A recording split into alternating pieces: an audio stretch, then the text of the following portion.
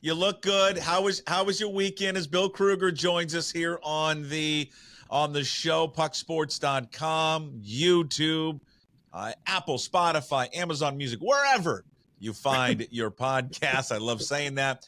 Bill's weekly appearance here on Mondays Talking M's Baseball, brought to you by the Native Youth RiseAbove.org. They got a golf tournament coming up, the Rise Above Foundation Golf Classic coming up on Monday, June 24th at the Golf Club at Snoqualmie Ridge. We'll have more information on that. Weekend okay? The Mariners baseball wasn't great, but weekend went okay? It was beautiful. The weather was just stellar. Of course, out in farmland country, Jason, that just means that there's just ample opportunity to get things done. So I'll say that mission accomplished on that end. Got all the maintenance done. Things are starting to shape up. They were looking pretty shoddy there a few weeks ago, but now we're starting to turn the corner. So, okay, good. You're concerned about that. Well, you don't come across as a farmer, but okay. I'm not. I'm a glorified. I live on property. I have no clue. I do the things that I'm good at. The rest of it's I don't know. Yeah, it all works. It all works together. Let's do this because I get accused of being too negative. We're gonna, since it's a Monday, we've got a whole weekend of games to recap. Let me start off with the positive from yesterday. Give me the positives of what you saw from Luis Castillo. Big commitment to the breaking ball and the changeup. He threw it was almost 50-50.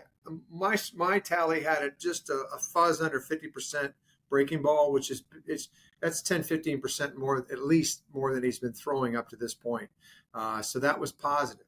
I thought he's doing a little bit better with his changeup as far as getting it, as I say, kill the speed a little bit and get it to go down a little bit more. I mean, he made an error with one, hit a home run off of it, but his commitment to slider and changeup were much better, and I think that gave him a little bit more room to pitch around the strike zone with his fastball. Because when he's at his best, he's throwing his fastball above the line, above the top of the zone. That's where he wins. But to get there and then to be able to execute at that spot has been his problem, right? Pitching in the strike zone with his fastball has not gone well this year. Some of that's Murphy's Law, but because you look at the strikeout numbers and the analytics will go, whoa, look at all the strikeout numbers. Well, he's making mistakes in the middle of the plate. I don't care how many strikeouts you have. You're making mistakes in the middle of the plate, you're going to get hit. There's so many more left-handers. We talked about that, Jason. But I think getting back to the question of what was good, Luis Castillo was much better. You feel like he's on the right track now.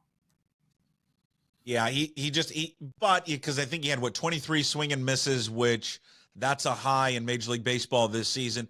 With the positives, because he looked much better than he had in his previous three starts, there is still that issue of him, right, not being able to get guys out with two strikes. And we saw that in the game yesterday with the Dansby Swanson. He got him down 0-2, couldn't finish him off, gets up the leadoff double. Same kind of situation with Bush. He gets him 2-2, can't finish him off, 2-run home run. So, again, a lot to take away from it that you liked, but, again, there's still that issue with not being able to put guys away. Now, the easy answer, I think, would be, well, they're professional too, so they're good hitters. But you still see some of that. I guess the check mark against him yesterday was inability just to get out of it. Well, it's just we're getting back to the pitch that wins for him is the fastball above the hands. And, it's funny. You watched him finish the sixth inning, and it was like the end of a long race. All of a sudden, he's got 97 in his pocket whenever he wants it. If you got 97 in your pocket at 100 pitches, you got 97 at pitch 30 or pitch 20 or pitch 40.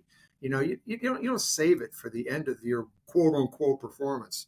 I'd rather see him be a little more hair on fire with that pitch early in the game. Wake up his fastball earlier. They made the adjustment with the changeup and the slider, throwing more of them. Changeups to lefties, 5 lefties again. Like I said, lefties are becoming a bigger deal in the game. You're going to have to get better at it. And sequencing. See, statistics don't talk about sequence. Sequence is important. What pitch follows what pitch? What is the profile of the hitter and what is the right pitch?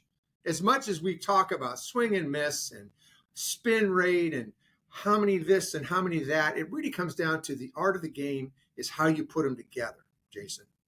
And you have to, as over time, your stuff's not going to get better. So what has to happen? Your sequence has to get better and your location has to get better, because you're not going to find more stuff, okay, at this point in his career, which he doesn't need to do. He just needs to be a little more in tune with the sequence, and he did some he made nice adjustments in this game, which is positive. Is that on him, or is it him and Raleigh not working together, him not working with the staff? I mean, ultimately, does it fall on the shoulders of Luis Castillo? Always the pitcher. I mean, it's a weird world today. We got so much information being handed down. The catcher has a lot more in his head. He's got a lot more authority because there's only so much time between pitches, right? And how many guys do you see calling pitches from the mound? We see one every once in a while, and that's about it, right? How many catchers are calling the games just by themselves, though? Well, I don't know. I mean, I don't see a lot of shakeoff, so I'm assuming the catchers, with most of our pitchers, they're getting in and going. What I'm saying is, how much are they looking to the dugout for what we're going to call? No, that's not happening. The information's already been disseminated down. All right. The catcher has all the information, right? There may be some conversations between innings, but otherwise, the catcher's got all the information. It's his responsibility to really orchestrate the game, because we're getting so much information that's coming down from above. A lot of it's, obviously critical and eye-opening, and they can look at everything, every sequence, every little piece of data. They can find it. But I think, Luis Castillo has never had to worry too much about sequence and location, because he's been overwhelming the competition with stuff. You talk about swing and miss. He's got a lot of swing and miss in his game. He's had it his whole career. He wins with swing and miss, right? He pitches for swing and miss. He doesn't pitch to try to hit the outside corner down and away, get him to hit a ball, get a ground ball. It's not the way he pitches. He pitches to overwhelm me. He wants to swing and miss you on every pitch. That's how he pitches. And your stuff shortens, or people start to lean on you a little bit, and you're not making the fastball win at the top of the zone like you always do, then, boy, you're going to have problems, right? So, like I said, the big thing with him, don't make it too complicated. More sliders and changeups, that's great. Try to get to 2 strikes, get it above the line when you throw your fastball, and good things will happen. And don't be willing to step into your fastball earlier. Don't hang on to it. In today's game, we're not asking Luis Castillo to pitch the 8th and the 9th, let alone the 7th. So why are you hanging on to it in a game you're behind, and all of a sudden you can reach in your pocket and you got 97? It's a question. I'd like to know the answer to that. You bring up the analytics and the numbers and Ken there, and I know this might be low-hanging fruit for you, but I'd like to throw it out there for you. But we have in all sports, we have overwhelmed, I think, the viewer, the coaches, the managers, and then especially the players with this information. Sure. And some of it can be great, because I think it does benefit the game, and I think it does benefit the player. But I think it can be too much. And I was reminded of this weekend, watch the Masters. You're a big golf fan as well. And they did a piece, I think it was Saturday night on the Golf Channel.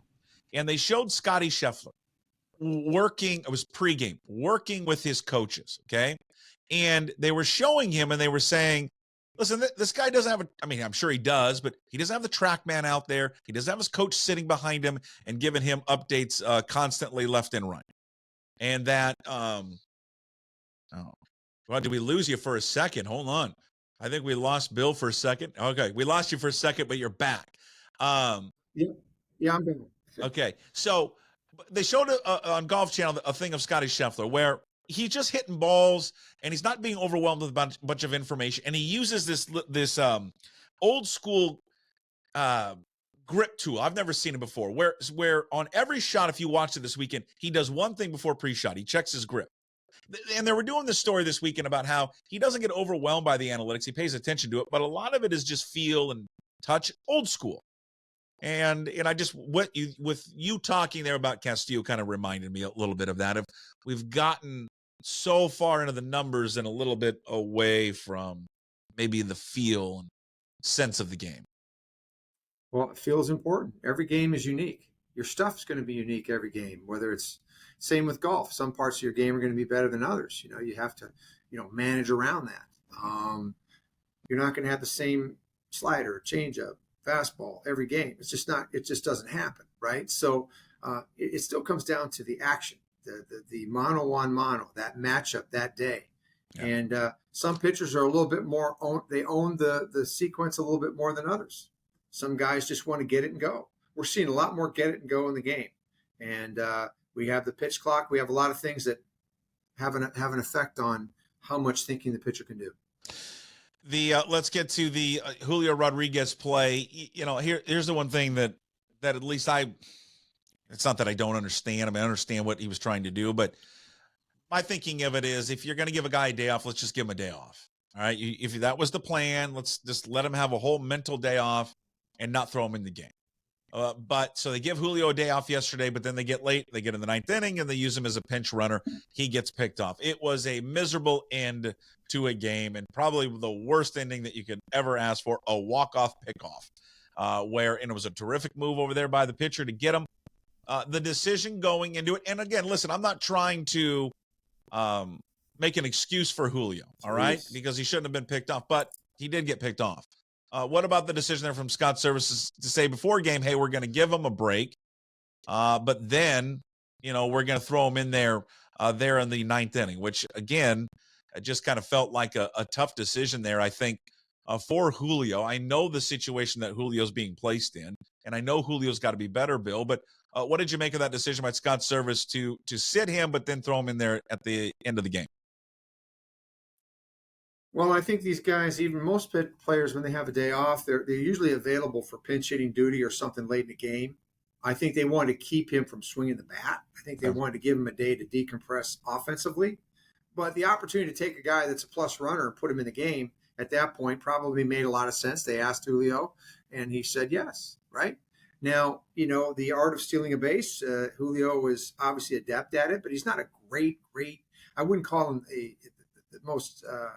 the best base runner I've ever seen. He's very good at stealing bases. He's got a ways to go, probably like any young player, studying pitchers and understanding leads. And in that particular situation, when everybody in the world knows you're probably going to go, there's a little bit more pressure, and he's not as warm. He's not as warm as he would have been if he'd been playing the game. And who's to say that he got as hot and as warmed up as he could have been? It's hard when you maybe get forced into the game pretty quickly. But he's obviously taking a lead that's going to give him a chance to get to second. You got the bottom of the order up. We're not swinging the bat very well. You got 2 outs. You're probably in a position where you got to take a chance. You would have rather had that play happen at second base than a pickoff. But in order to get a chance, you got to have a kind of lead that gives you a chance. So hard to call what a day off is mentally, and whether that had any effect on him. I don't think it did. I think they wanted to get him away from hitting for a day. Do you like even giving a guy like that a rest this early into the season? It's hard to say. Players have to take days off. That's the world we live in. Superstars take less days off. Guys that play, no matter who the pitcher is, they don't have as many days off. He's a young player. We're early in the season. That kind of makes you think, well, probably wouldn't be taking a day off now. You'd rather catch him on a 10-day road trip when it's 97 degrees out. And you got one of the better right-handers in the game playing, right? That'd be a good day to take him off, right? He's pretty integral to what they do. Yeah. I think obviously a great deal of thought went into giving him a day off because they know how important he is. They know that he's a difference maker for this team. And right now, offensively, you're averaging 3 runs a game. And you got a whole bunch of guys hitting under the Mendoza line. So you need any kind of moment that you can get one more AB from Julio Rodriguez, you take it. Yeah. What's going on with him at the plate? What are you really seeing? Why is he struggling so much? He started slow last year. He started slow the year before for different reasons. He started slow the first year because he was so it's a totally different, right? When we saw him early in his rookie year, he was getting balls called off the plate. They were called strikes, and he wasn't unwilling to hit a ball that was slightly off the plate. And so we were all extolling the virtues of his plate discipline, right? And that the umpires were giving him the short end of the stick for whatever reason. You're a young player. It's hazing. We're going to make you earn it. You're so great. Let's see how great you are. I mean, I'm over. I'm dramatizing that. Sure. And then when we watched him play the rest of the season, I just felt like he made better swing decisions his rookie year than he made his next year, right? And now he makes he makes. I don't know what his swing decisions are. I don't know what he's looking for at any point in the count. He swings off the plate, and sometimes he stays on the breaking ball really well, and then he'll take a fastball right down the middle with 2 strikes. When you got to be thinking at 2 strikes, you got to give up a little bit in order to stay in the count. Fight a nasty pitch off, foul it off, try to stay up. I mean, he stays up the middle of the field, period, but yet he struggles with the strike zone. I don't know what his plan is when he goes to the plate. To me, he looked quicker his first year. Last year, he had 1 month where he ruined the league. He was the best player like anywhere that month, but it was against weaker competition. Doesn't mean that, hey, most hitters do make their hay against weaker competition. But yeah, to me, it's swing decisions. It's a plan when he goes to the plate. Does he really have a plan against that particular pitcher? It's all these things are hard to say. And I think what stands behind all of this is a very young player that came to the league with a lot of enthusiasm, a lot of ability, flashed on the scenes at 20 years old, 21 years old, and put the league on notice his rookie year. And then they handed him the keys to the city. They gave him all the money and they gave him a lifetime deal. And I think anywhere, any place, human nature has to take its toll there a little bit. Expectations are higher. There's more around his life now. There's more people involved in his life now. Yeah. How is he managing that? I think those are all things that are worth examining, but that's a choice that they made with him and he made. And you can't deny him taking it because it's lifetime security forever. And, you're coming from a very poor place in life that it's a dream come true. It sounds like you would have you said that a few times. Sounds like you would have preferred them to wait on the deal. You're asking me? Yes. Yes. I would have. I mean, you got security, particularly, you got him at $750 for 2 more years after his rookie year. And then, I don't think you can stay there forever because then they get a little disgruntled. But I like the idea of letting a young player show you a little bit. Show the league how good you are. Show the team how good you are. Almost to the point where you've got a little bit of I can't believe you haven't tried to come to me yet with a big offer, right? But he's a player that's young. He could leverage himself all the way to 6 if he wanted to, and he'd be making the king's ransom. The club wouldn't want that because they don't want him to get that far. But I think there's somewhere in between that idea of letting a young player get comfortable with who he is. Let him make some mistakes. Let him play hard and show you flashes of brilliance, but maybe some mistake. And let him kind of learn instead of being, you're the guy now. You're the guy. You have to be the number 1 player every day. You got to be smart. You got to not make mistakes. We need you to deliver every day. You're the man. You're getting paid for it. And look at how complicated your life is now. What did you make of him not talking to the reporters after the game? Don't know. I think you're the number 1 guy on the team. I think you need to talk. That's a responsibility, I think, of the best player. The best player has to talk. Yeah, I do. Oh. All right, well, they start a series with the Reds. It starts on Monday night. I can't wait for it because, listen, I have a 10-year-old son who's obsessed with one player and one player only, and his name is Ellie De La Cruz, and he cannot wait to go out to the ballpark on Tuesday to watch this this firecracker of a baseball player go out and perform. Bill Krueger, every Monday, brought to you by the Rise Above Foundation, nativeyoutthriseabove.org. Tell them about the Golf Classic coming up June 24th at the Golf Club Snoqualmie Ridge. I'll put a link here at the bottom of the video screen there as well for people to easily link and get to all the details about the Golf Classic. Well, if you love golf, playing where the Boeing Classic is hosted at Snoqualmie Ridge is a great track. We're going to have a full field. We're working our way to there. There's still some openings, still opportunities for people to sign up and play, but it's going to be a first-class event. Lots of wonderful prizes, gifts, food on the course, celebrities, and all to try to raise money to help mentor Native American youth. And our kids are suffering. The teen suicide rate is almost 3 times the national average, and our kids are graduating at about a 60% rate, which is just not good enough. And that's been there for a very long time. So our leadership is trying to change that narrative. Bill Krueger, every Monday, talking Mariners baseball, again, brought to you by Rise Above Foundation. nativeyoutthriseabove.org is the website. Go there. More information on the Rise Above Golf Classic coming up Monday, June 24th. Bill, we'll talk to you next Monday. All right, Jason. Thanks so much. Have a great week. Yeah. All right. Bill Krueger with us. Jim Duquette coming up later on the program. So stick around for that. We'll talk to you soon. As always, we promise to be better. No shirt, no shoes, no dice. Would anybody like to smoke some pot? Yeah. I was born to love you. I was born to lick your face. I was born to rub you. But you were born to rub me first. What do you need my address for?